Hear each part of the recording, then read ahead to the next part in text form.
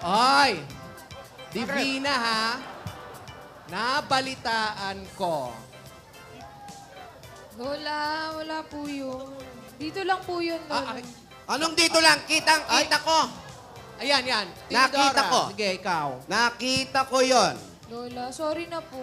Anong sorry pinagsasabi mo? Si ate kanina, alam mo, kanina patahimik. Hindi sumama, hindi kumain. Ayaw sumama. Baka kung ano na nangyari doon. Nagpaliwanag nga po ako sa kanya kanina, kaso ayaw din po akong pansinin. Sa prosinto kayo magpaliwanag.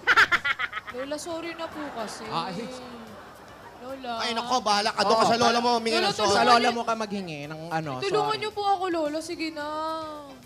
Ay, hirap, baka kapatid kami Sinamay. madamay. Oo. Uy, Alden, panagutan mo ako.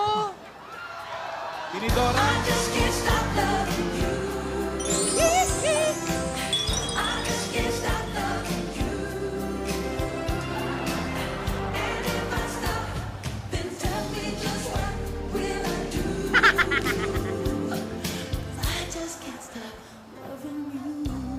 Oo naman, no?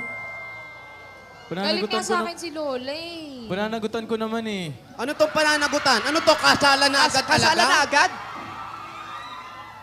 Lola, doon naman po sa ginawa ko, handa naman po kung harapin lahat. Kahit po yung galit ulit ni Lola. Nadala lang po kasi ako ng damdamin eh. Naku. Yan yung ayaw ni ate, yung mapusok.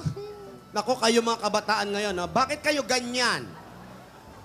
Ang rurupok nyo. Paano? Ang rurupok nyo. Lola, wag po kayong mag-alala. Tapat naman po yung hangarin ko eh. Kahit naman po nung simula. Alam niyo naman po yan. Tsaka alam ko po yung limitasyon ko. At kung saan lang po ako dapat. O kahit na, paano na yan bukas?